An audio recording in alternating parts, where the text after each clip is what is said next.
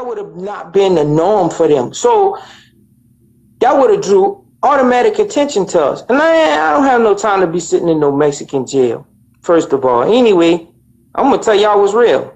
He wasn't even worth my effort because I don't see him like that. He not a strong person when it comes to, I guess, to maybe fighting or something like that. He wouldn't have been. He's really scary. Like, but I held my tongue because my wife asked me to be good. So I said, okay, you know what? I'm gonna just be good tonight, and I'm gonna just chill. And then, you know, we talked and we got the stuff out the way with the baby, and he did offer us to come to their camp. But what the hell I look like going to your house and you got about 15 niggas there that could do me anything? I don't have my weapons. I don't have nothing on me. Just these. That's it. Now, I might could take 1 or 2 of them, but 15 of them, nah, that wasn't going to happen. So, no, thank you. I don't want to come to your place. So, you see? So, he offered to take us to lunch. We went to lunch. We sat down and we tried to have a decent conversation.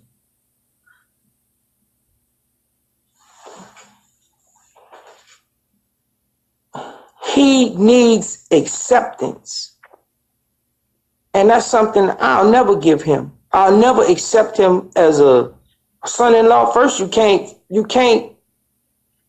even ask me for my daughter's hand in marriage. That's number one. You just do what you want to do. Yeah, I might be a little old school when it comes to some things, but aside that, you can't even make her an honest woman by doing it the right way. Why? Because you want more than one wife.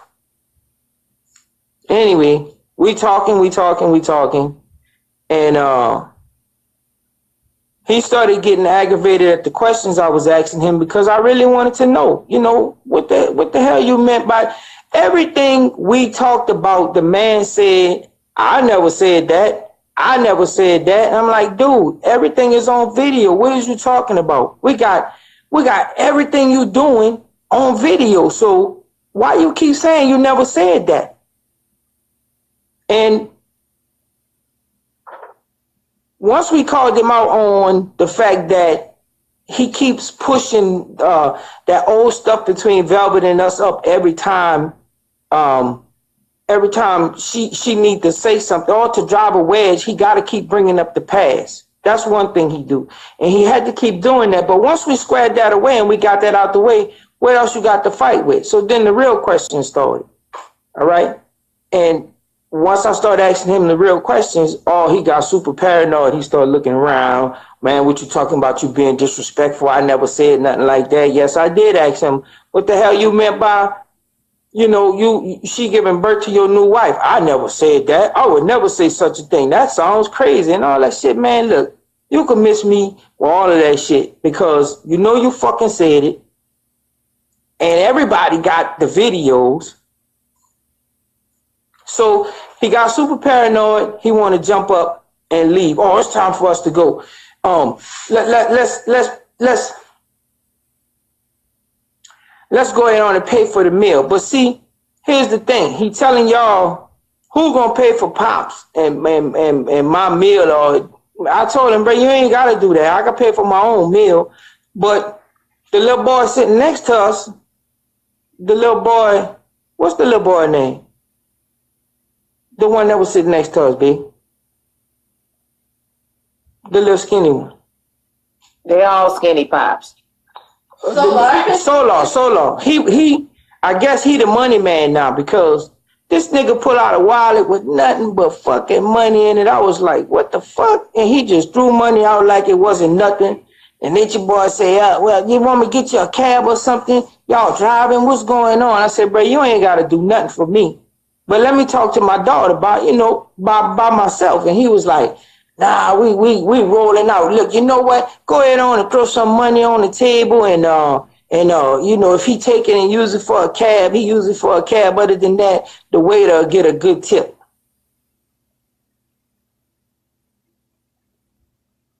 It's a beautiful place, y'all. Don't get me wrong. It's a beautiful place. It's beautiful people. But it's one thing I gotta get at nigga, and I fucking hate to give it to him. When that nigga said he owned Palenque, that's his place, I ain't lying to y'all. Every fucking where we went, if you said Bishop, oh yeah, Bishop, that's the man. He got the. They was under the impression that his show was like Big Brother. Yeah, right? He don't own it. They just think he a fucking celebrity. Yeah, it's like they think he got celebrity status because he made them think, you know, showing them all these videos that it was a TV show. And, you know, we found out that, you know, a lot of people have been paid off. You know, it might even been so much to the fact of, you know, hey, man, that's Bishop, man. He got the girls. You want a girl, he give you a girl or whatever. You know, it wasn't just money. Everything he did, he was greasing somebody's hands. And that's how he got so ingrained. Like, he was so ingrained, the local police was in bed with him. Like, he wasn't lying when he told y'all when the police came there and did that check for the embassy for me. He wasn't lying when he said there was offering him land and stuff like that. But they only did it under the pretense that he was doing a TV show and he needed better land or more land to make a better production. And this is how he sold it to them people. All right.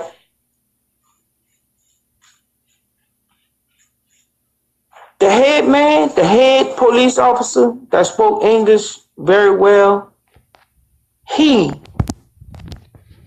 was really the one that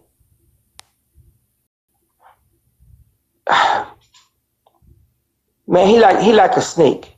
I gotta say that. He was the one that really was like trying to throw a monkey wrench in what was going on. So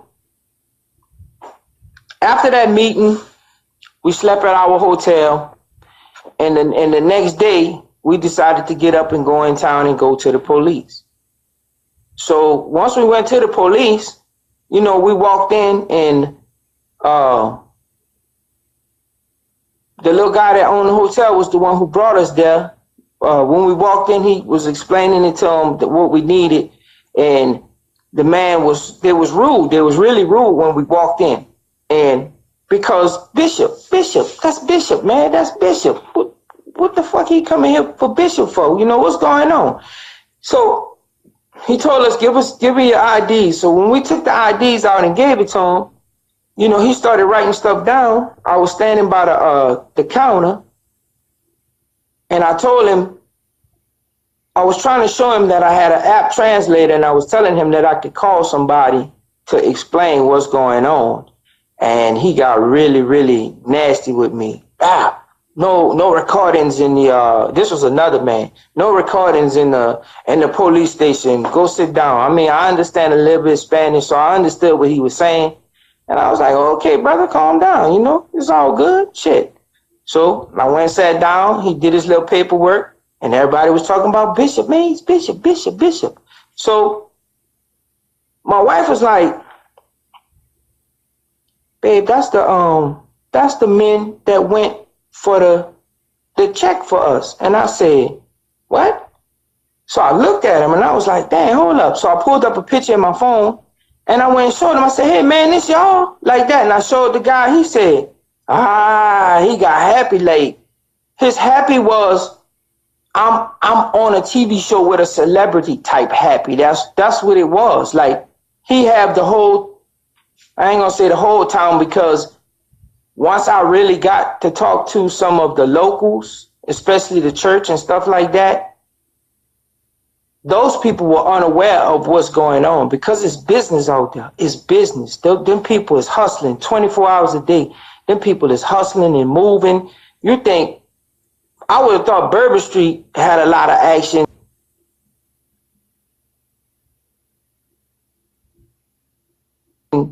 In New Orleans, but man, them people be moving out there. They be trying to make money. They trying to live. So they wind up taking us to a another police station, and we sat there for a long time. Like, that first day we must have did about 7 hours with them, because most of the time we was just sitting there waiting for people to come. So then another boss came and they started explaining things to us. But luckily, before I went out there, I had already told the Mexican embassy that I was on my way down there. My daughter actually called and told me to come get her. So they were already aware that we were headed down there.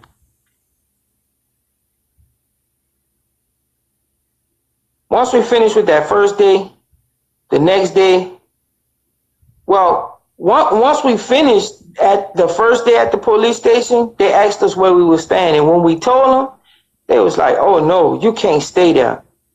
So they put us in police cars and they took us to our hotel and they made us pack our bags. And then they brought us back to the city. They drove all around to these hotels talking about it's Easter, nothing is, no hotels are open and stuff like that. We had another car full of police officers following us. Right, and the second car was behind us with the police following us because they didn't want us where we was.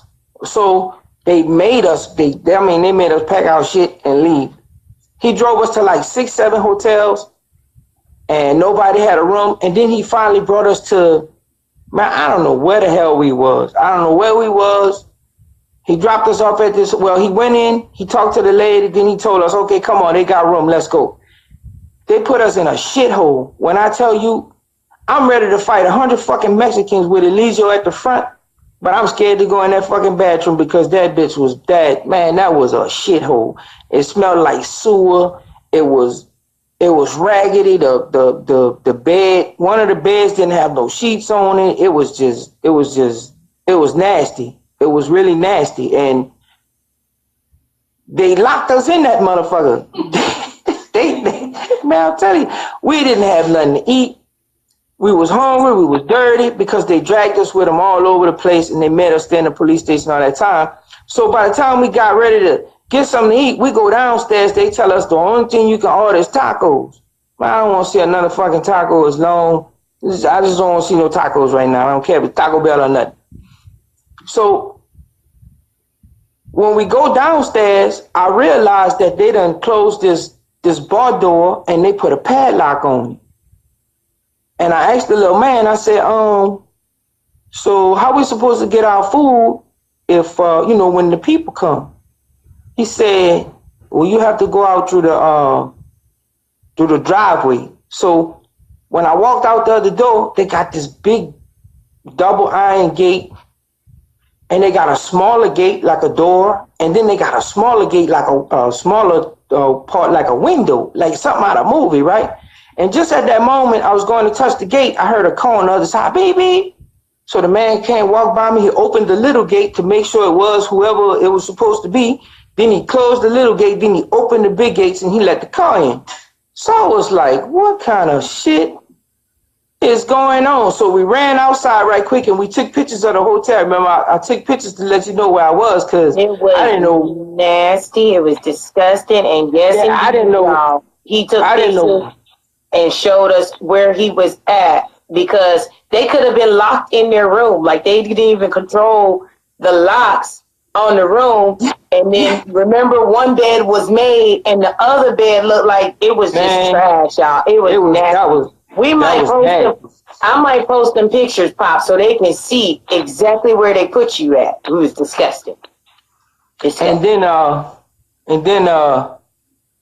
we managed to get back in. He closed the gates and he ordered the food for us. They brought it and we ate and we just stayed there for the night. But I mean, as soon as you hear the birds chirping and I saw that sun up, I said, it's time to go. So we got our stuff and we left. As soon as we walked out the police out that hotel, the police over there is the only ones with tinted windows. Like, okay, it's not obvious to see that you fucking following us. But we managed to dodge them, all right? And then we had a problem with all the cab drivers. No matter what cab we got in and told us to take us, we told them to take us to the police station. They would not take us to the police station. And we were supposed to meet them there the next morning at 10:30, something like that. But one man took us to the hotel that Velvet was staying in, the one that we had her in the night she called us. And we remember because she said it got a guard at the front. He got to let the gate down so you can go all the way down the road to the back. And I was like, okay, what are you bringing us here for? So I guess, fuck it, we tried to get a room there. Couldn't do it. Found out our cars didn't work out there. So then we had to start. I had lost my wallet. Jumping through hoops. But we realized that my wife's wallet was gone, right? And the only time she pulled it out was when we was with, and I remember what happened. She pulled it out to show her ID the day before, like me. And when we got in the first car, she had it in her hand. So the wallet dropped in the police car and it disappeared. So he took it. I know he took it because that was the only place we had it. Well, anyway, got the man to try to bring us back to the police station. He said, no, I'm done. Pay me, I'm go. Just like that. So I was like, you ain't mentioned how the police officer asked you for gas money. Oh, wait, no. That wasn't even that day. Like that was that day. That was that day. No. That was tomorrow. That was the day before. Because he was like, hey man, I come pick you up in the morning. I live around the corner. You have no problems. You give me gas money. I was like, what? I give you gas money? But that was before the next morning. So yeah, he did. And then we had to walk from that hotel that Velvet stayed in to go find our way to the police station because nobody would bring us. So we wound up back at the bus station, right? Oh yeah. And then I get a phone call. Yep. Right? He said, hey man, where y'all at? What y'all doing? I said, we're at the bus station. This dude said, okay, I'm outside. Come on. I was like, what the hell? Like they was following us the whole time. They had like a team of them following us. So when I get outside, he said, man, what happened like that? I said, oh, we got hungry this morning. We went to go get some breakfast. He said, yeah, what you had for breakfast? And before I could answer him, somebody walked up and started talking to him, and that threw him off the conversation, right? I'm like, bitch, you know we ain't had no fucking breakfast because you've been following us all morning. We've been running around trying to dodge your motherfucking ass and get out from under the radar. What's going on? So went back to the police station. That's when I broke down. Yeah, and my wife broke down because, man, we couldn't take a bath that night. I'm telling y'all, that hotel was so nasty. No. And not only did that happen, Pops, also, remember when y'all called because nobody would take you guys to the police station and your cars stopped working and you couldn't make phone calls properly. Right. All at the same time. So all at the same time. That's when Tina broke down. That's when she broke down. That was the first day she broke down. I was dirty. I didn't brush my teeth. I couldn't take a shower. I was hungry. Velvet was treating us like shit. And all I could think in my head was, we out here all the way in Mexico trying to get you because you called us to come get you.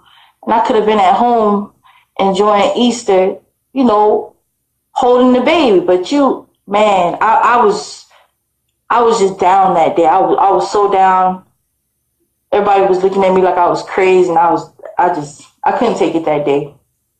But I gave her some strength, I told her we gonna be all right. So once she was getting it together, we had to sit there for a long time, man. We sat there for about 3 hours at that police station, and we didn't know what was going on. So about 3 hours later, you got about 12 people walked in. All of them got like briefcases and sacks and stuff like that, and everybody spoke to us, but they It was business. Like, they wasn't like the people that was there. They wasn't like those police that was there. So I was like, okay, I wonder who this is. And they took us in the room, and there was like, this is human trafficking division from Mexico City, from the embassy. And I was like, oh shit. Because you see, the reason why my story stuck was because another family member put in a complaint for their family member. So now that they got two complaints, that's why it stuck. That's why they got the ball rolling. They knew this wasn't no bullshit. They knew that something was going on, but they can't quite figure out what it is because of the language barrier. So the whole time we're sitting in this interview with these three men, these two men and this lady, and the interpreter, who was one of the head police in Palenque. The whole time we sitting